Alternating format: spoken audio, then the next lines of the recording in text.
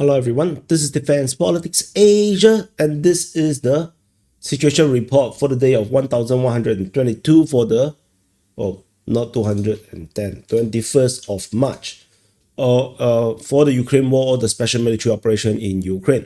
This video is likely to be double posted on both main channel and the war channel due to YouTube limiting our reach, so I have no choice but to double post on both sides, so to get maximum reach. So anyway, we're going to start off. There will be no Russian defense ministries reporting for the most of the Ukraine war. They only have for the Kursk Front due to their weekly summary. So we're going to start off from the Kursk Front. At the Kursk Front commanders, we have the same large situation, and we still have the persisting of the lack of report at Goevo. There is no report at Goevo by the Russian Defense Ministry. They only mention the fighting at Gornau, Oleshnya, and Gogolevka. And what I didn't note here is that the Ukrainians have blown up the Zaporizhzhia metering station. And of course, the Ukrainians blow it up and then blame it on the Russians, as usual. Because there is basically no reason for the Russians to shell their own facilities. They're going to take it back regardless. And the Ukrainians have been literally using it as a very safe logistic base because they know that the Russians will not hit it. They will not hit that freaking gas metering station. So, and thus, it is still survived until now, despite the Ukrainians have been using it as a logistic HQ.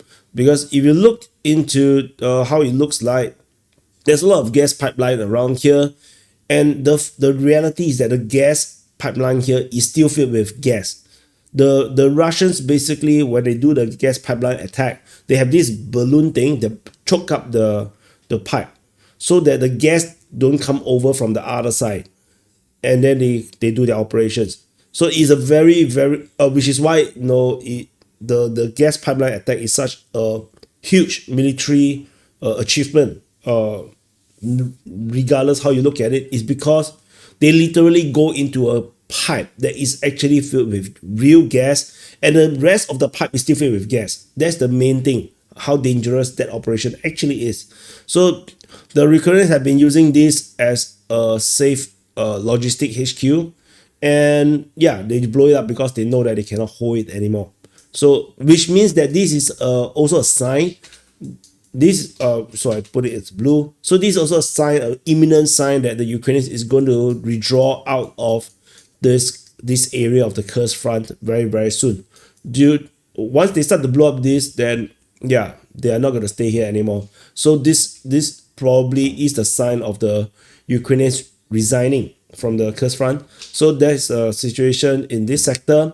In the southernmost part, where the the Ukrainians are still trying to do the Belgorod incursion. The fighting here still is being reported by Russian sources. Ukrainians are still attacking Demidovka, Gravovka, as well as Polessia.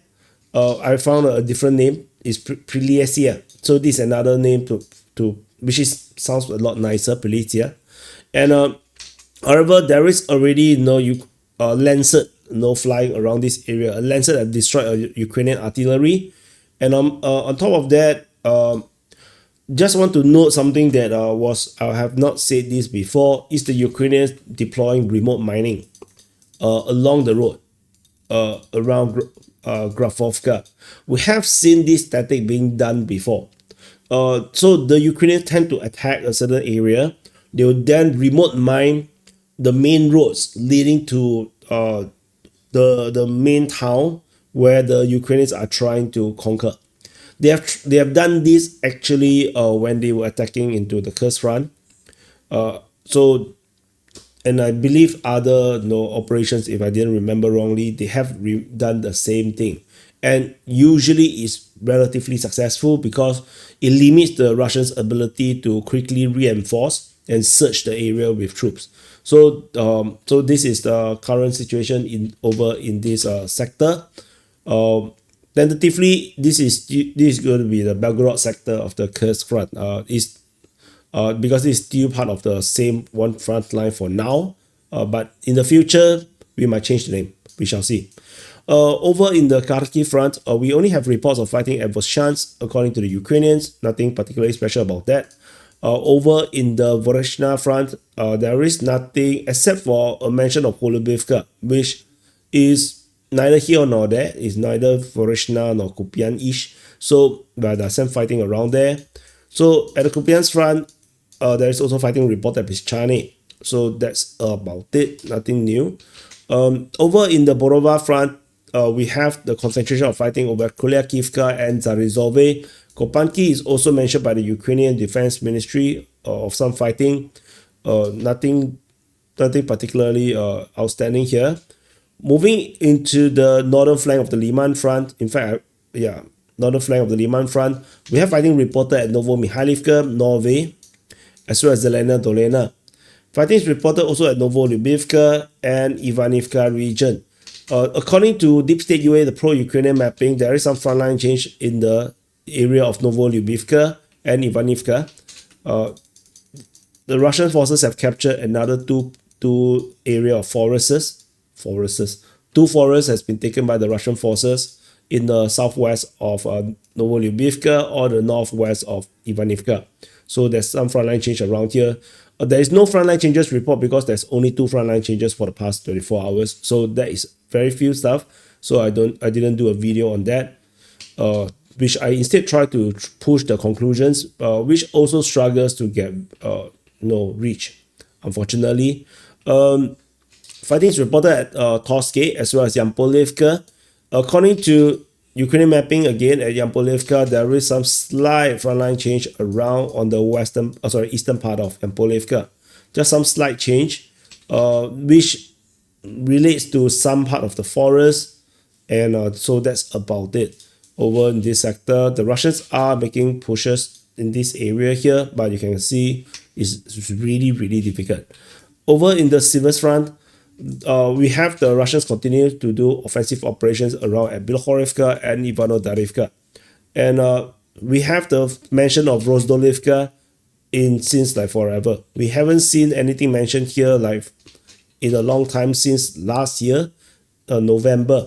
So the Ukrainians mentioned Rozdolivka. There's some Russian activities around this area here. So that's something interesting, I would say. Moving into the Bakhmut front, we have only Chasivya being mentioned, Patashne as well as Andrievka. The Andrievka is a bit weird because this is we haven't seen this being mentioned in a long time. And the last time it was mentioned was in December. And Andrievka is such a real position right now. So this is mentioned by the Ukrainians. Very, very interesting. At Varolubivka, there is another Lancet hitting a Ukrainian tank. So suddenly there is a few geolocation of Lancets being used. So that's a bit interesting to me. But let's see. Moving into the Thorax front, there's nothing over in the southern flank except for geolocation of Russian forces, confirming Russian presence in the south of Alexandropil. At the Thorax sector, we have only mention of Druzhba, Dashne, as well as Thorax. There's some fighting reported in these regions here. Nothing particularly special as well. So everything continues as per routine over in the Pokrov front. At the Pokrov front, we have fighting reported at Zelenopole as well as Yelizavetivka. Nothing else about this area. We move on to the Minokhrad sector with the mention of Lysivka. According to Russian sources, Ukrainians are attacking at Shevchenko.